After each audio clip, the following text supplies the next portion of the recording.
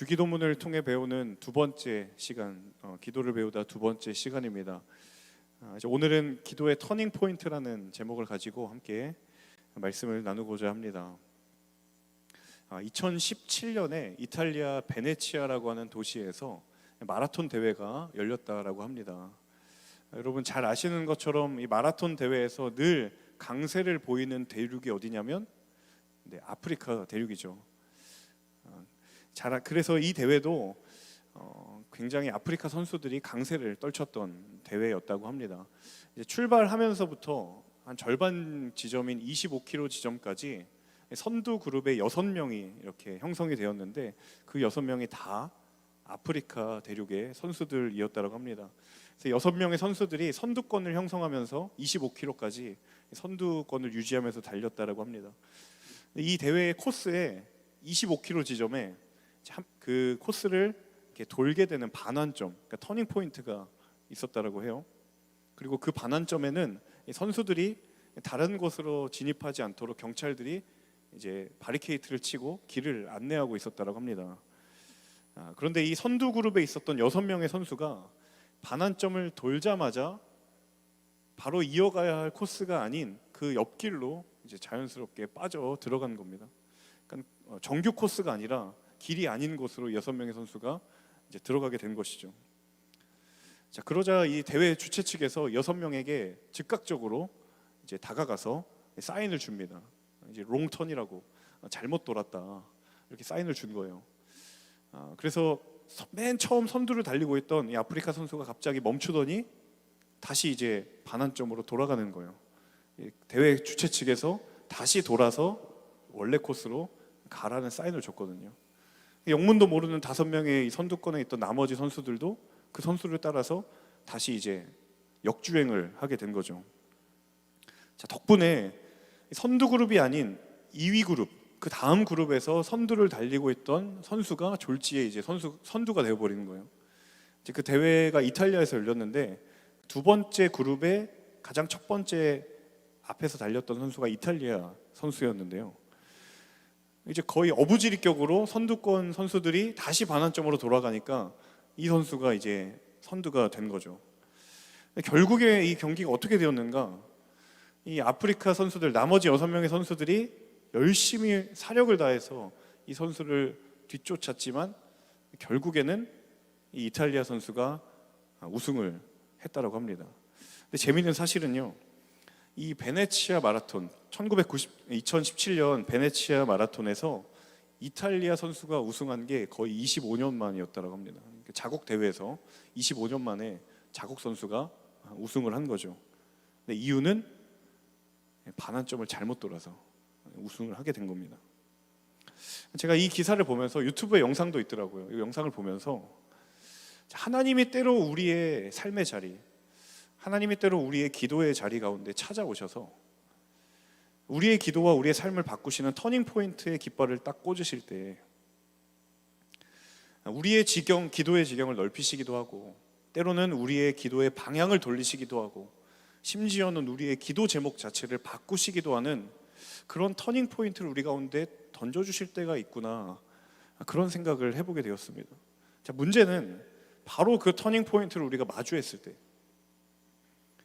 그 앞에서 우리가 어떻게 반응하느냐, 그것에 따라 우리의 기도가 하나님을 더 가까이 만나는 기도의 기폭제가 되기도 하지만, 정반대로 마치 6명의 선두권에 있었던 아프리카 선수들이 다시 반환점으로 돌아가야만 했던 것처럼 하나님의 이 터닝 포인트 앞에 우리가 어떻게 하느냐에 따라 그것은 반대로 우리 기도의 걸림돌이 되기도 한다는 겁니다.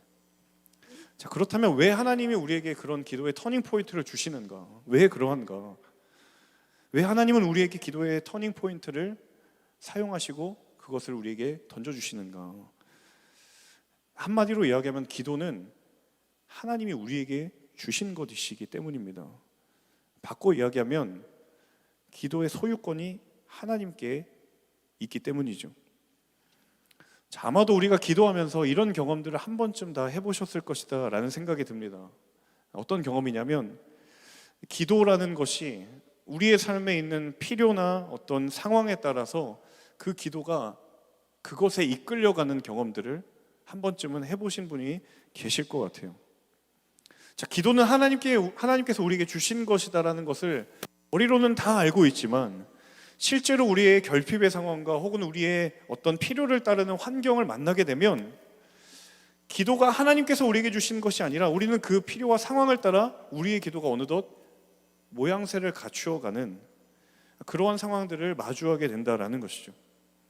자, 그런데 그 우리의 결핍과 환경과 그 상황이 우리의 기도의 모든 마음과 생각의 영역을 지배해 버린다면 어느덧 우리의 기도는 하나님과 멀어져 버린 나의 기도가 되어버릴 수도 있다는 것이죠.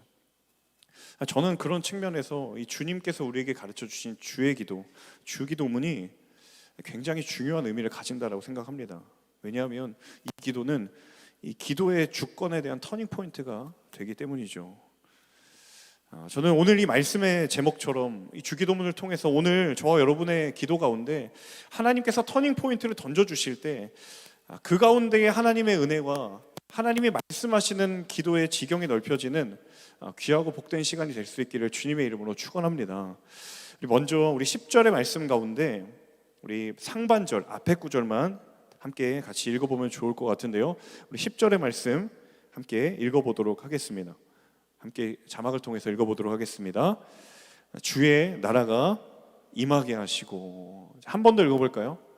주의 나라가 임하게 하시고. 이제 내년이면 우리나라에서도 이제 새로운 대통령을 뽑는 선거가 이제 하게 되는데, 요즘 언론들을 여러분 보시면 아시겠지만 이제 각 정당에서 대선 예비 후보들이 막 활동을 하잖아요. 그래서 어디 가서 뭘 했다, 어느 자리에서 무슨 말을 했다, 뭐 이런 것들을 굉장히 많이 보게 되는데요.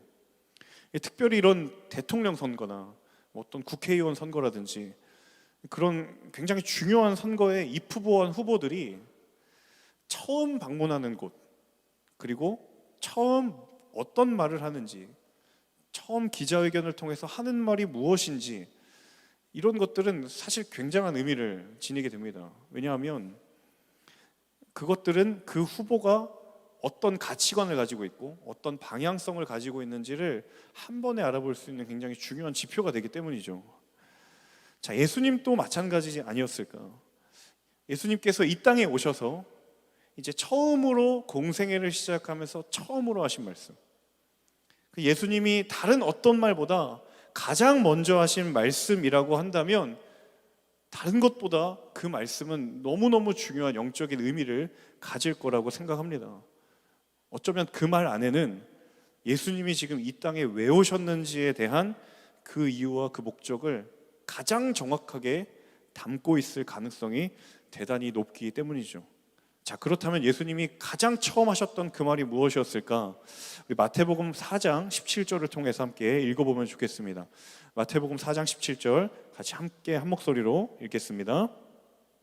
이때부터 예수께서 비로소 전파하여 이르시되 회개하라 천국이 가까이 왔느니라 하시더라. 자, 회개하라 천국이 가까이 왔느니라. 이 구절이 지금 예수님께서 처음으로 사역을 하시면서 하셨던 말씀이에요. 첫 번째 메시지라는 거죠.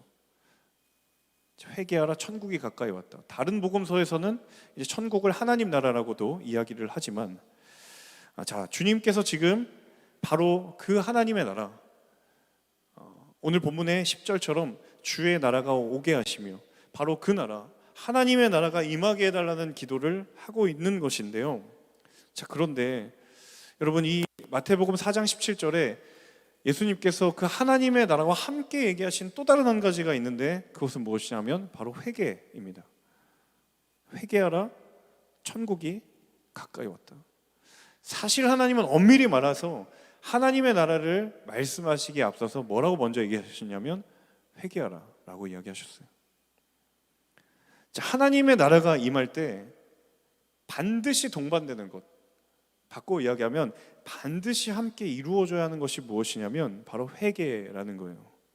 자, 여러분, 회개라는 말 굉장히 많이 들어보셨죠?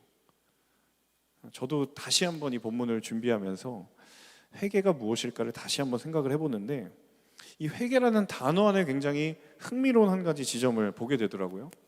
자, 성경에서 이 사용되는 회개는 헬라어로 메타노에오라는 단어인데 이 두 단어의 합성어입니다. 어떤 합성어냐면 첫 번째는 함께라는 의미를 가진 이 메타라는 단어와, 여러분 요즘에 메타버스라는 표현 많이 쓰잖아요.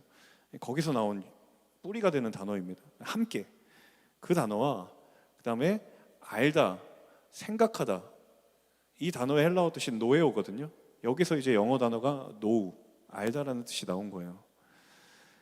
자, 합쳐봅시다. 이 두 개의 단어를. 함께라는 단어와 생각하다, 인식하다. 자, 어떻게 연결이 되죠? 회개라고 하는 것은 이전에 내가 생각하지 않고 있었던 것, 이전에 내가 하나님을 알기 전에 내가 생각하지 않고 있었던 것을 그 나라가 임하게 되면 이제 함께 생각한다는 거예요. 그게 회개라는 거예요. 이전에 내가 하나님 만나기 전에 마음에 두지 않았던 것, 하나님의 나라가 내 마음 가운데 임하기 전에 전혀 생각지 않았던 것이 그 나라가 임하게 되므로 이제는 함께 생각하게 되고 함께 마음에 품게 되는 것이 회개의 의미다라는 겁니다. 뭘 함께 생각하고 뭘 함께 마음에 품는가? 바로 하나님의 나라가 가지고 있는 방향성과 복음이 가지고 있는 삶의 가치관을 말하는 거죠. 자, 그러니까 예수님께서 회개하라, 하나님의 나라가 임할 것이다, 회개하고 하나님의 나라가 가까이 올 것이다, 이 말은 우리가 회개함으로 하나님의 나라가 임할 때 이전에 상관이 없었던 그 하나님 나라의 가치관과 이전에 나와 아무런 관계가 없었던 복음이 내 삶에 주는 그 방향성이 이제는 나와 함께하게 되는 거예요. 이제는 나와 거부할 수 없고 멀리할 수 없는, 이제는 내 마음에 품어야 되고 내 마음에 생각하게 되고 그것은 이제 내 것이 되는 것, 그리고 더 나아가서는 이제는 그것이 내 삶의 기준이 되는 것, 그게 회개라는 거예요. 단순히 하나님 앞에서 하나님 제가 잘못했습니다 라는 입술의 언어의 회개의 의미가 아니라 이제는 내가 함께 생각하기로 했던 바로 그 생각, 바로 그 방향성, 바로 그 마음이 하나님의 나라의 방향성이다라는 거예요. 저는 이 주님의 기도, 주의 나라가 임하게 하소서, 하나님의 나라가 임하게 하소서, 저는 이 고백이 그저 우리의 어떤 공허한 캐치프레이즈가 되지 않기를 바라요. 그냥 공허한 외침, 그냥 읊조리는 마치 주문과 같은 주기도문이 되지 않기를 바랍니다. 여러분, 정말 내 삶 가운데 하나님의 나라가 임하게 된다면 여러분, 이전에 내가 가지고 있었던 인생의 방향성이 바뀌어야 됩니다. 내가 이전에는 가지지 않고 있었던 복음이 내게 주셨던 그 삶의 가치관이 이제는 함께 해야 되고, 이제는 주님이 함께 해야 하는 경험이 있어야 하는데 과연 정말 나에게 그것이 있는가? 오늘 이 주님의 기도를 통하여 다시 한번 주께서 우리에게 묻고 있다는 거예요. 정말 그것을 함께하고 있는가? 그의 나라가 가고 있는 그 방향성대로 우리의 마음이 함께하고 있는가? 여러분, 오늘 이 말씀 앞에 다시 한번 우리의 영적인 초점이 맞추어질 수 있기를 주님의 이름으로 축원합니다. 여러분, 주의 뜻에 따라 우리의 삶의 시선이 다시 한번 맞추어지는 은혜가 있기를 주님의 이름으로 축원합니다. 여러분, 더불어 기억해야 할 또 한 가지 사실은요, 그 주님의 나라가 지금 어떻게 되냐고 성경이 이해하냐면 우리에게 임한다라고 이야기합니다. 같이 한번 따라해 볼까요? 임한다. 잠도 깰 겸 다시 한번 임한다. 그냥 스쳐 지나갈 법한 이야기인데요, 굉장히 중요한 의미가 담겨져 있어요. 자, 주의 나라가 임한대요. 우리가 주의 나라를 향하여 가는 것이 아니라 그 나라가 우리 가운데 온다라는 거예요. 우리가 거기에 다가가려고 발버둥 치려고 애쓰는 것이 아니라 그 나라가 우리에게 온다라는 거예요. 하나님의 나라가 우리 가운데 오고 하나님의 통치가 우리 가운데 온다라는 거예요. 여러분, 이게 그 어떤 종교와도 다른 복음의 본질이 아닐까? 다른 어떤 진리라고 말하는 것들, 다른 어떤 유일한 길이라고 말하는 모든 것들은 우리가 그것을 향하여 가야 돼요. 고행을 해야 되고 수행을 해야 돼요. 우리가 뭔가 그걸 다 알아가야 돼요. 그런데 그 나라는 우리가 가는 것이 아니라 우리에게 임한다라고 이야기합니다. 여러분, 그렇다면 그 아무리 우리에게 그 나라가 임하면서 은혜의 자극이 주어져도 여러분, 그 은혜를 내 것으로 취하지 않는다면요, 아무리 예수님과 한 공간 한 시간 안에 있어도 그 어떤 은혜와 변화의 경험조차도 경험하지 못했던 바리새인과 서기관의 모습이 바로 우리의 모습이 될 거예요. 지금 우리에게 필요한 건 하나님의 나라가 우리에게 임할 때 우리가 거기 있었다라는 것이 중요한 것이 아니라, 어떤 사람들은 그 은혜를 그냥 흘려보내고 있지만 어떤 사람들은 그 은혜를 취하고 있다는 사실입니다. 그러므로 여러분, 저는 저와 여러분 가운데 이렇게 도전하고 싶어요. 오늘 내 삶에 임하는 하나님의 부르심에 과연 나는 응답할 준비가 되어 있는가? 하나님의 나라가 우리 가운데 임한다라고 이야기하는데, 우리가 굳이 가지 않아도 그 나라가 우리 가운데 임한다고 하는데, 과연 나는 그 하나님 나라의 부르심에 나는 응답할 준비가 되어 있는가? 여러분, 이제 이 물음 앞에 우리가 대답해야 할 차례입니다. 하나님 나라가 우리 가운데 임할 때 이제는 내 삶이 함께 하나님의 꿈을 꾸고 함께 하나님의 소망을 품고, 하나님께서 그것을 위하여 나를 삶의 자리로 부르실 때, 오 주님, 내가 그 부르심에 응답하기로 결단합니다. 여러분, 이 고백과 이 결단이 저 여러분 가운데 있을 수 있기를 주님의 이름으로 축원합니다.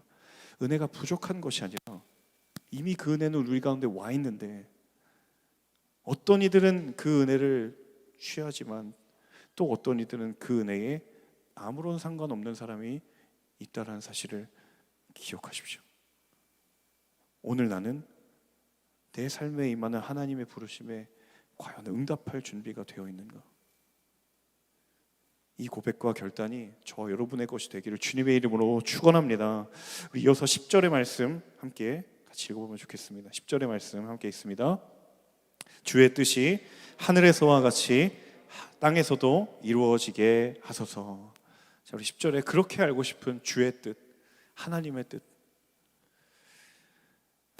제가 이 사실 기도를 배우다라는 이 3주의 본문을 준비할 수 있게 한 우리 하늘의 한 지체가 있습니다. 누구라고 말할 수 없고 알려고도 하지 마세요.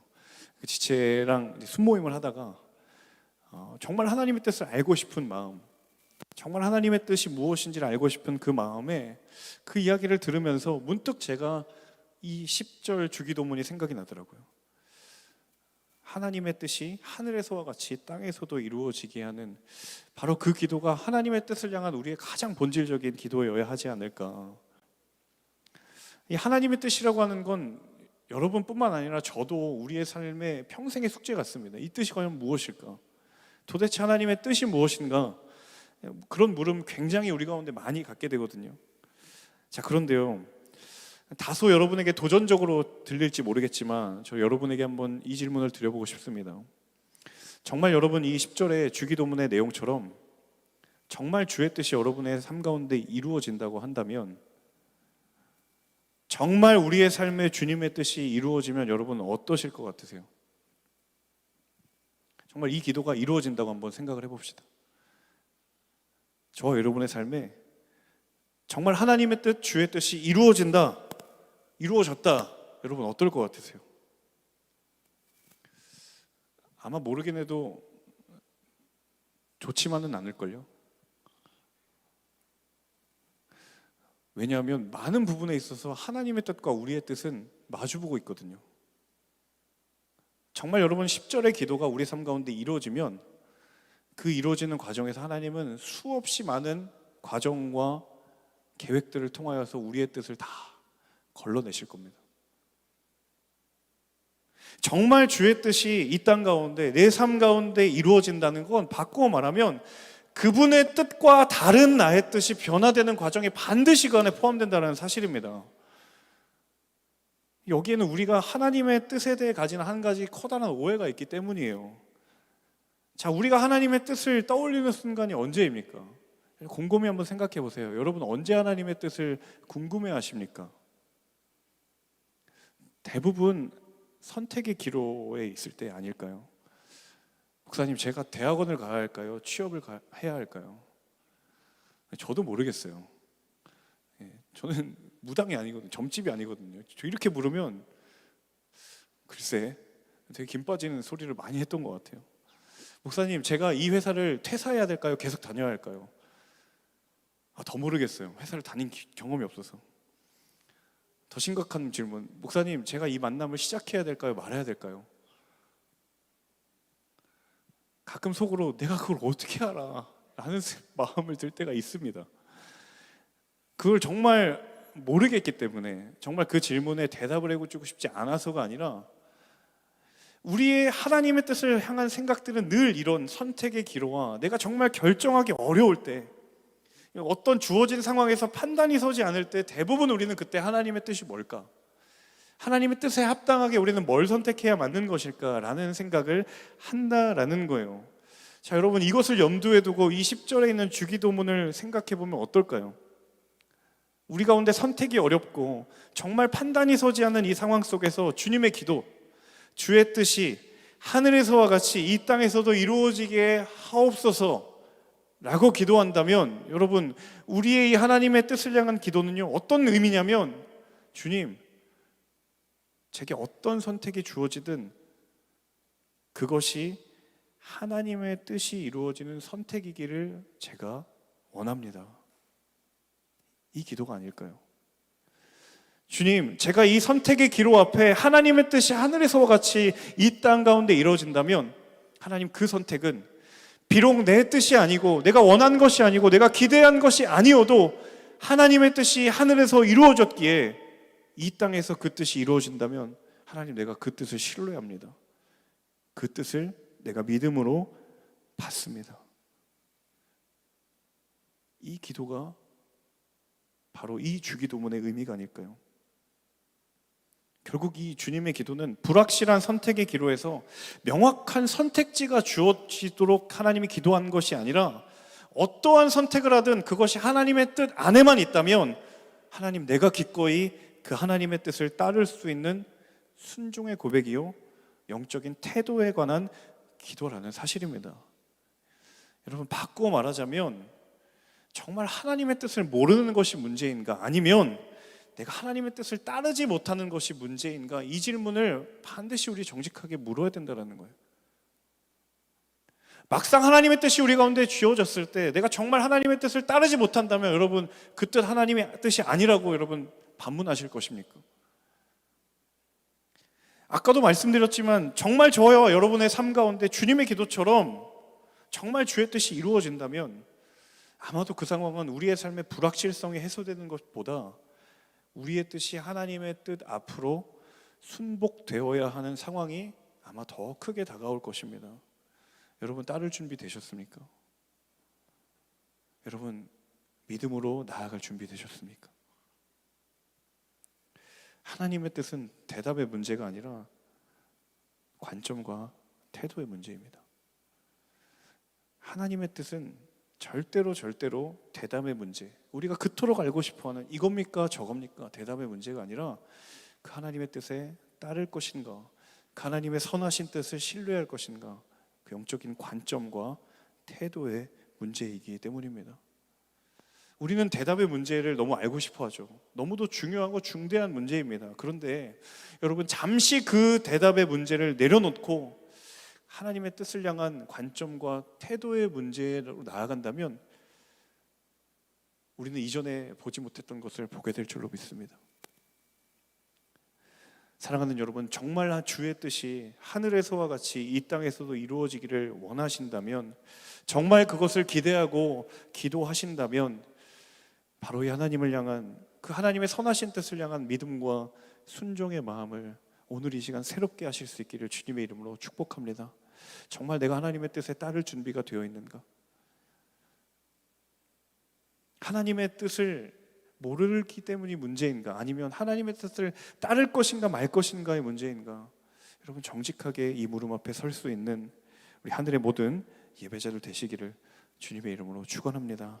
우리 마지막 11절의 말씀 함께 같이 읽어보도록 하겠습니다. 11절 말씀 함께 읽겠습니다. 오늘 우리에게 꼭 필요한 양식을 내려주시고. 이 기도의 내용을 조금 깊이 이해하기 위해서요, 우리가 기억할 필요가 있는 한 가지 사실이 있습니다. 그것은 무엇이냐면 이 당시 예수님 시대의 유대인들이 가지고 있었던 시간적 개념이 오늘날 우리의 시간 개념과 좀 다르다라는 전제를 여러분이 좀 이해를 하실 필요가 있어요.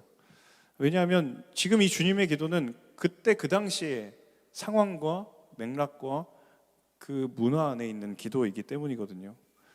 자, 우리의 하루라는 시간은 24시간입니다. 그렇죠? 해가 뜨는 것을 기준으로 하루가 시작되고 하루가 마무리되죠. 자, 근데 이 당시의 유대인들의 하루의 시작은요, 저녁부터가 하루의 시작이에요. 저녁이 하루의 시작을 의미했다라는 것이죠.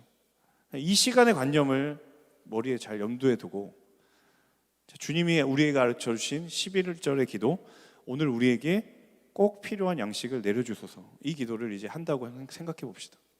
자, 이 기도를 유대인들이 저녁에 하면 이 오늘의 양식은 언제 해당되는 양식인가요? 네, 오늘 하루의 시작에 주실 양식이죠. 네. 자, 그런데 이 기도를 하루가 마무리되는 아침에 하게 된다면 그 양식이라는 것은 언제 우리에게 주실 것을 기대하는 양식이죠? 너무 어려운가요? 내일의 양식이 아닐까요? 네, 하루가 다 끝날 때 오늘 우리에게 주실 양식을 달라는 기도는 내일의 양식을 간구하는 기도잖아요. 자, 무슨 의미냐면 하나님, 오늘 우리에게 필요한 양식을 내려주십시오 라고 기도할 때 이 오늘이라는 의미는요, 그냥 시간적으로 단순히 오늘 하루가 아니라 매일의 의미고 날마다의 의미예요. 우리가 이 기도를 한 번 하지 않잖아요. 실제로 그 당시에는 정말 하루하루 어떻게 먹고 살아야 될지를 근심하고 걱정했던 사람들이 이런 기도를 했기 때문에 이 기도는 단지 오늘 하루에 국한된 오늘이라는 의미가 아니라 매일의 의미이고 날마다의 의미예요. 자, 이스라엘 백성들이 이집트를 나와서 광야를 지나던 시절을 잠깐 한번 떠올려 보세요. 자, 노예에서의 생활을 뒤로하고 드디어 이제 하나님의 구원하신 역사를 경험했습니다. 그런데 이제 그 이후부터 그들이 어디에 가 있어요? 광야에 가 있습니다. 광야는 공간적으로 먹고 살 궁리를 해야 되는 공간입니다. 무언가 내 힘으로 경작을 하거나 뭔가 일을 해서 수확물을 얻어서 내가 자급자족을 할 수 있는 상황이 절대 아니에요. 그러니까 하루의 시작에 내가 눈을 뜨면 오늘 뭐 먹고 살지? 이 고민을 늘 할 수밖에 없는 그런 환경이었다라는 것이죠. 그러니까 생존의 문제, 날마다 생존의 문제와 마주할 수밖에 없는 상황, 그 상황이 어디였냐면 하나님이 나를 구원해 주신 광야의 공간이었다는 사실입니다. 자, 그런 그들에게 하나님이 뭐라고 말씀으로 약속을 해주시냐면, 자, 출애굽기 16장 4절 같이 한번 읽어보겠습니다. 출애굽기 16장 4절 함께 읽습니다. 그때 여호와께서 모세에게 말씀하셨습니다. 내가 너희를 위해 하늘에서 비같이 먹을 것을 내려주도록 하겠다. 그러면 백성들이 날마다 밖에 나가 그날 먹을 만큼을 거둘 것이다. 내가 백성들을 시험해 그들이 내 율법을 지키는지 보도록 하겠다. 무슨 약속을 하시냐면 날마다 밖에 나가 그날 먹을 만큼 거두게 하겠다. 그러니까 진영 바깥으로 나가면 날마다 내가 너희에게 그 걱정의 거리를 해소시켜 주겠다. 매일매일 눈 뜨자마자 오늘은 어떻게 먹고 이 광야를 지나지? 라고 고민할 수밖에 없는 그들에게 하나님께서 날마다 그 날 먹은 만큼을 거두게 하실 것이다 라는 거예요. 저는 이 장면을 보면서, 그리고 주님의 기도를 보면서 사실 우리에게 중요한 것은 은혜의 크기가 아니라 은혜의 지속이다라는 거예요. 은혜의 크기보다 중요한 것은 은혜의 지속성이다라는 거예요. 하나님은 은혜의 크기도 중요하지만 그 은혜를 끊임없이 우리에게 주시기를 원하시는 것을 더 중요하게 여기시는 분이라는 사실입니다. 저와 여러분이 마주하고 있는 하나님의 은혜의 자리, 그 현장에서 우리는 대체로 그 은혜가 어떻게 지속되는가 보다 얼만큼 그 자리에 은혜가 큰가, 거기에 우리의 마음과 우리의 시선을 뺏기는 경우가 더 많이 있습니다. 수련회나 특별한 집회나 예배를 가면 그 은혜는 남다른 은혜죠. 큰 은혜입니다.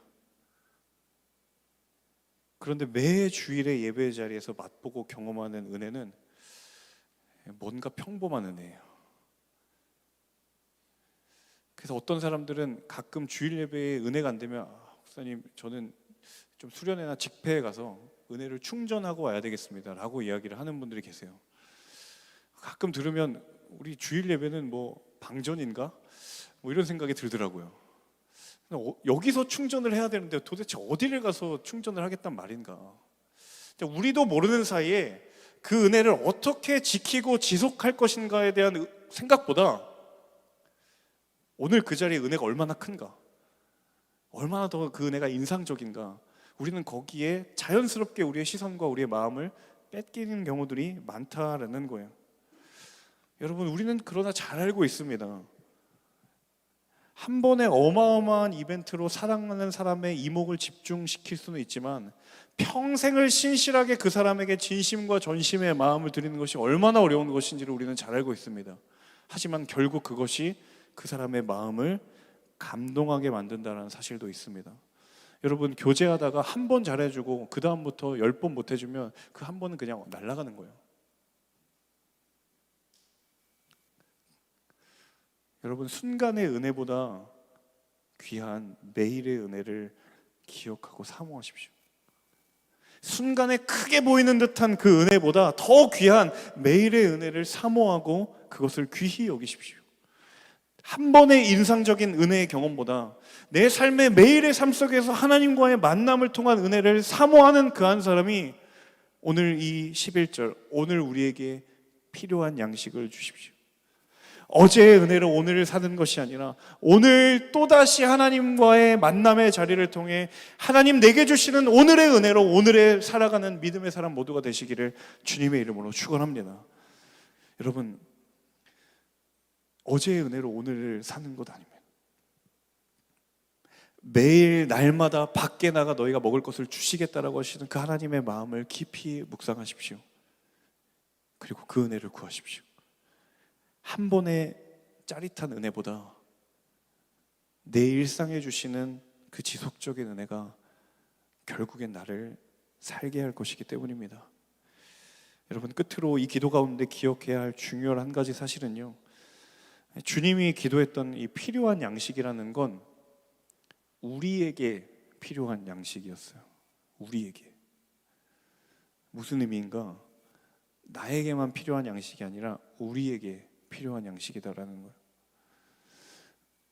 하나님이 우리에게 은혜를 주실 때 하나님은 단 한 번도 나 자신을 위해서만 그 은혜가 사용되기를 바라는 마음으로 그 은혜를 주신 적이 없습니다. 하나님 우리에게 양식을 주실 때 나만 잘 먹고 잘 살기를 바라면서 그 양식과 그 은혜를 우리에게 허락하신 적이 없다라는 사실입니다.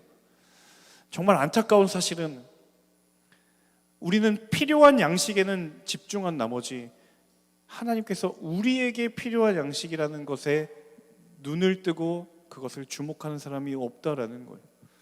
지금 이 순간에도 수많은 사람들이 경쟁 사회 속에서 앞만 바라보고 달리고 있습니다. 더 안타까운 사실은 그 한가운데, 그 경쟁의 한가운데에 수많은 크리스천들이 있습니다. 최선과 열정이라는 미명하에 극단적인 경쟁에 내몰려서 너무 살벌한 시대가 되어버린 것 같아요. 내가 경쟁에서 살아남을 것인가, 아니면 거기에 도태되어서 절망하게 될 것인가.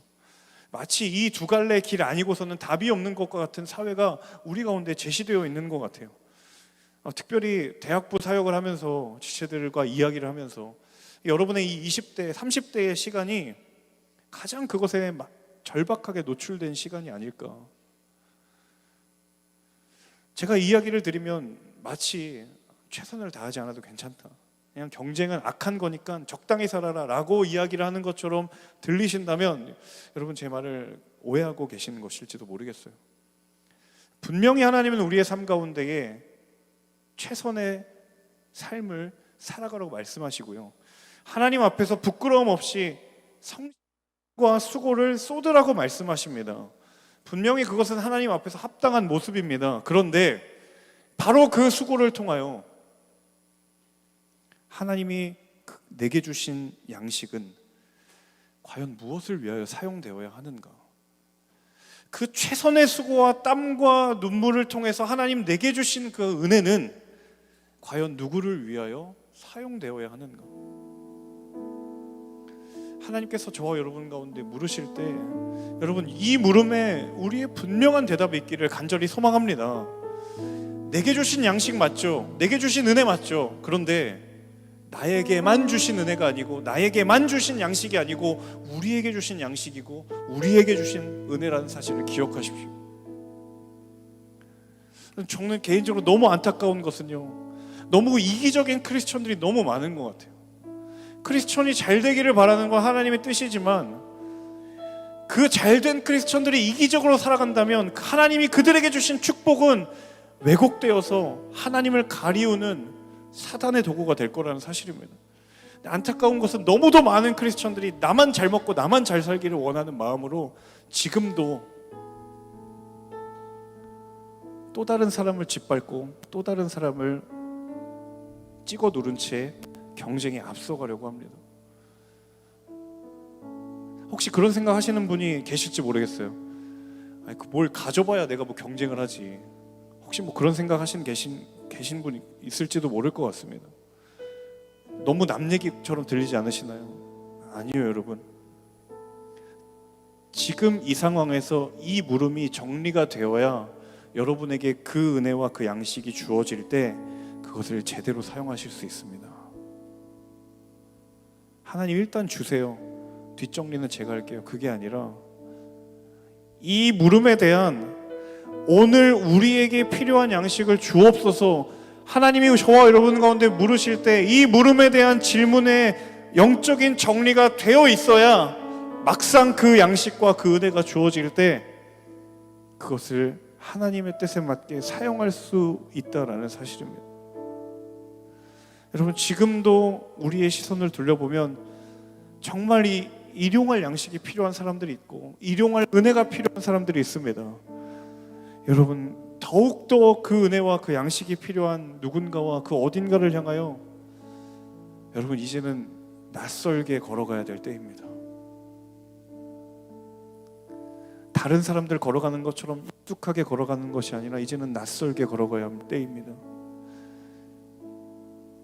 바로 그 한 사람을 통하여 정말 주님의 기도처럼 하나님의 뜻이 하늘에서 이루어진 것 같이 이 땅 가운데도 주님 이루어질 줄로 믿습니다.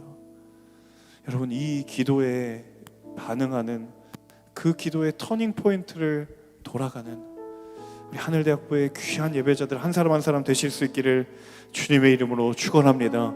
여러분의 삶을 통하여 하나님의 뜻이 하늘에서와 같이 여러분의 삶 가운데서도 이루어지기를 주님의 이름으로 축원합니다. 이 시간 함께 우리 찬양하며 기도했으면 좋겠는데요. 그렇습니다. 주님 늘 그 마음 가지고 살아가지만 매번 넘어지고 매번 세상의 논리 앞에 나의 생각을 내어주지만 하나님 다시 한번 그 완전한 주님을 붙듭니다. 주님 우리의 삶을 통하여 주님 영광 받으시옵소서. 함께 우리 찬양하며 주신 말씀 붙들고 기도하며 나아가겠습니다. 주여 우린 연약합니다.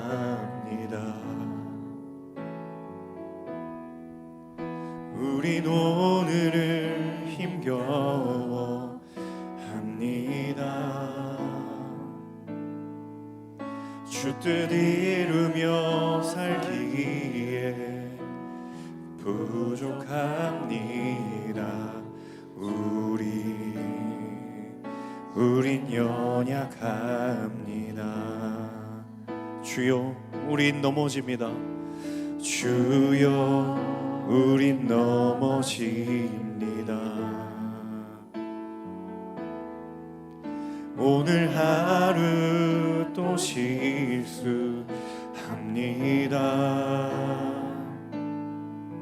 주의 긍휼을 구하는 죄인입니다. 우리 주만 바라봅니다.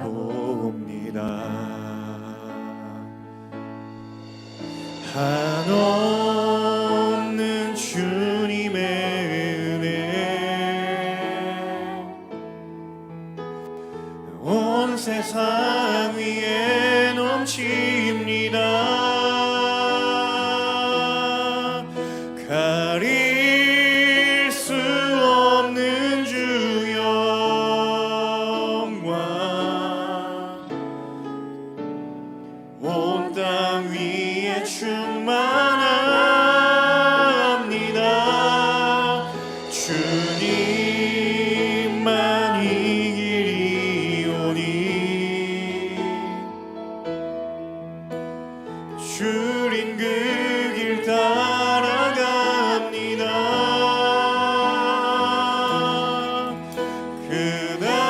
그날에 우리를 이루시 주는 완전합니다. 우리 다시 한번 이 찬양 부르며 나아갈 때 자리 일어나셔서 함께 찬양합니다. 주여 우린 연약합니다. 오늘 하늘을 힘겨워합니다. 주 뜻 이루며 살기에 부족합니다. 우린 연약합니다. 주여 우린 넘어집니다. 주여 우린 넘어집니다. 우린 오늘도 실수합니다. 주의 긍휼을 주님 죄인입니다.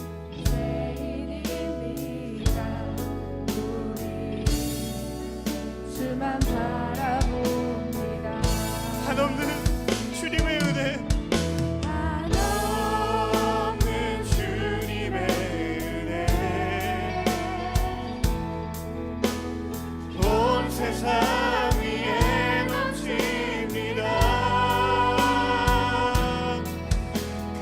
가릴 수 없는 주 영광 온 땅 위에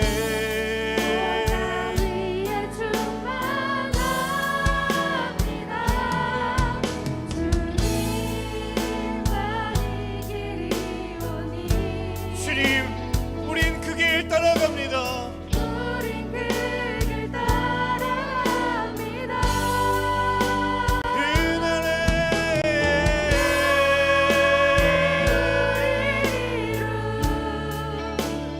주는 완전한 전심으로 선포하며 찬양합니다. 한없는 주님의 은혜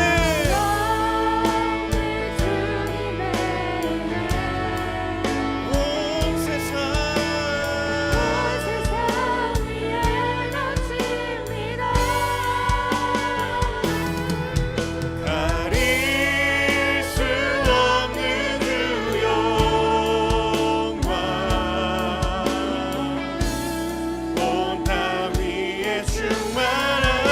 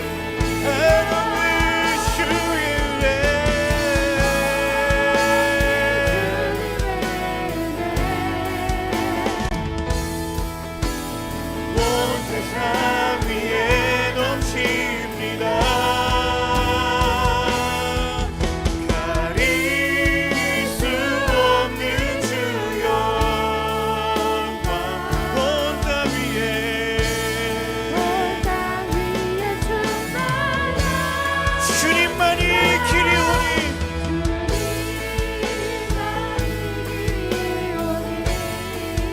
우리 그 길 따라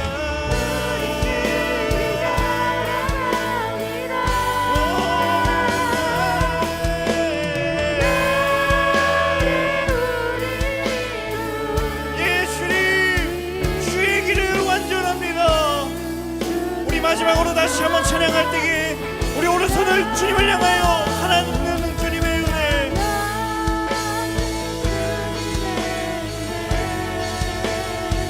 온 땅 위에 온 세상이 내놓칩니다. 가릴 수 없는 주 영광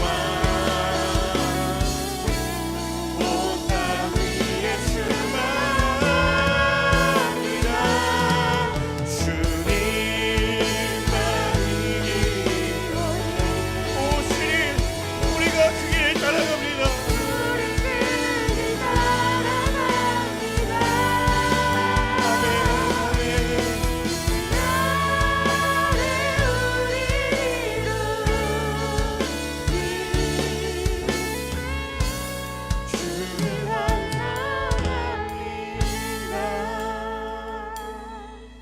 하나님 오늘 내 삶 가운데 하나님의 나라가 임하실 때 그 나라를 따르는 그 복음을 따르는 내 삶의 결단이 있게 하여 주옵소서. 수없이 많이 되뇌었지만 오 주님 주의 나라가 이 땅 가운데 주의 나라가 내 삶 가운데 임하기를 원합니다라고 이야기하였지만 하나님의 나라가 임함에도 불구하고 내 삶이 그 앞에 응답하였지 못한 나의 삶을 되돌아보며 주님 다시 한번 내 삶에 주의 나라를 따르는 믿음의 결단이 있게 하여 주옵소서. 내 영혼아 하나님의 나라를 따르는 결단이 있을지어다. 내 영혼아 주의 나라를 따르는 믿음의 선포가 있을지어다. 우리 주신 말씀 붙들고 함께 합심하여 기도하며 나아갈 때에 우리 간절한 마음으로 주여 한번 외치며 기도합니다. 주여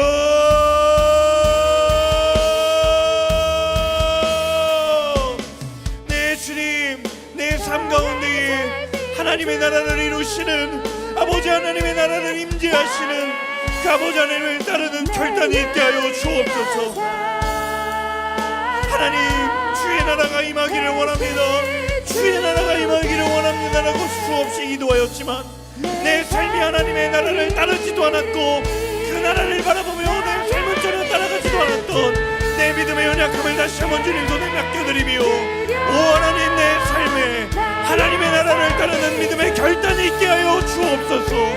내 삶의 지경을 넓히시며 하나님의 나라를 따르는 믿음의 결단과 믿음의 선포가 있게 하여 주옵소서. 주님 우리를 붙들으시고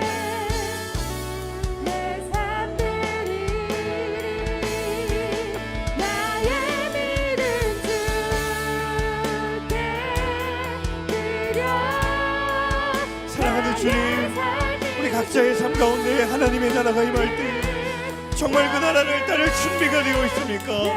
하나님 그 부르심을 따를 그 부르심에 응답할 준비가 되어 있습니까?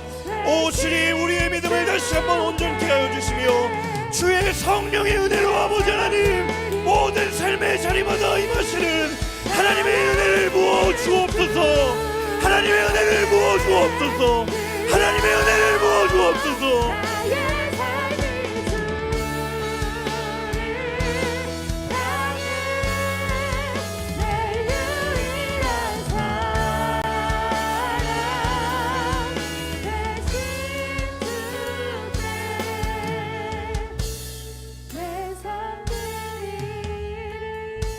한 번 더 기도하며 나아갈 때 하나님 내 삶이 은혜의 고인물이 아니라 은혜의 마중물 되기를 소망합니다.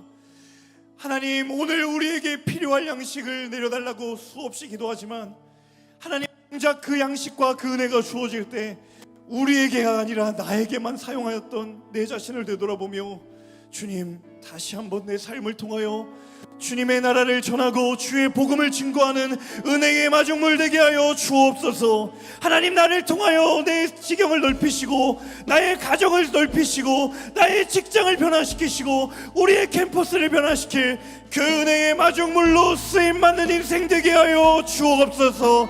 내 삶을 다시 한번 주님 손에 맡겨드리며 이 시간 다시 한번 합심하여 기도하며 나아갈 때에 우리 오른손을 주를 향하여 들며 주여 세 번을 치며 기도합니다. 주여, 주여, 주여.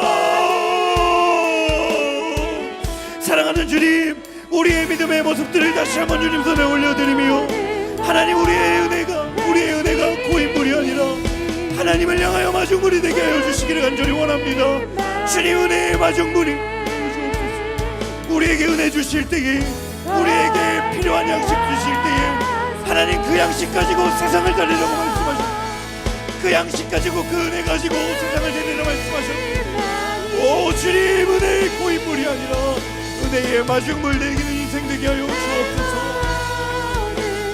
하나님, 한 사람 한 사람의 인생을 새롭게 하여 주옵소서. 주님, 들어 주옵소서. 한 사람 한 사람의 인생을 주님 사용하여 주옵소서. 주님, 미약한 인생 있습니까? 그 인생을 통하여서 가정을 살리는 위대한 인생 되게 하여 주옵소서. 연약한 인생이 있습니까? 그 인생을 통하여서 직장을 변화시키는 강건한 인생 되게 하여 주옵소서. 하나님, 두려움이 많은 삶이 있습니까? 그 인생을 들어서 이 땅을 변화시키는 담대한 인생 되게 하여 주옵소서.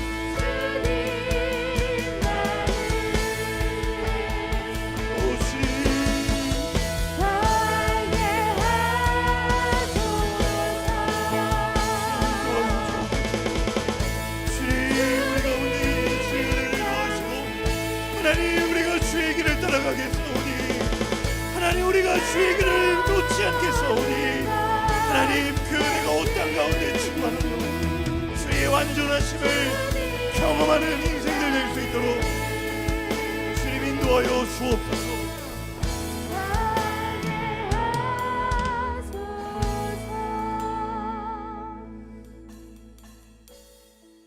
하나님, 주의 나라가 임하게 하여 주옵소서. 주의 뜻이 하늘에서와 같이 이 땅에서도 이루어지게 하여 주옵소서. 하나님, 정말 우리의 뜻 가운데에 하나님의 뜻이 임하실 때 오늘 말씀 앞에 나는 그것을 과연 따를 준비가 되어 있는가, 그 부르심에 응답할 준비가 되어 있는가, 여전히 하나님의 뜻과 관계없는 나의 뜻을 바라보며 하나님의 뜻이 어디 있냐고 물었던 나의 아둔함을 다시 한번 깨우시고 하나님, 그 나라가 내 삶 가운데 임할 때에 오 주님, 그 뜻이 하늘에서 이루어진 것 같이 이 땅에서도 내 삶 가운데서도 이루어지기를 원합니다. 믿음으로 고백하며 주 앞에 나아갈 수 있는 하나님의 사람들 모두가 될 수 있도록 주님 인도하여 주옵소서. 하나님, 오늘 우리에게 가장 필요한 양식과 그 은혜를 주실 때 그 양식과 그 은혜가 나를 살리고 우리를 살리는 하늘의 양식이 되게 하여 주옵소서. 하나님, 세상에 수많은 크리스천들이 있지만 너무도 많은 크리스천들이 우리에게 필요한 양식이라고 주신 그 양식을 나에게 필요한 양식으로 사용하는 이들이 너무도 많이 있습니다. 하나님, 우리에게 아직 누군가를 살릴 만한 그 양식 없어 보이고 세상을 변화시킬 만한 그 은혜 없어 보이지만 하나님, 우리가 다시 한번 이 마음을 우리의 마음 가운데 품으며 주님, 우리에게 필요한 양식임을 기억하게 하여 주옵소서. 내가 속한 가정과 내가 속한 일터와 내가 속한 캠퍼스와 내가 나아갈 열방과 내가 나아갈 그 땅 가운데 우리를 살리라고 주신 그 양식을 가지고 나아갈 수 있는 하나님의 사람들 모두가 될 수 있도록 인도하여 주옵소서.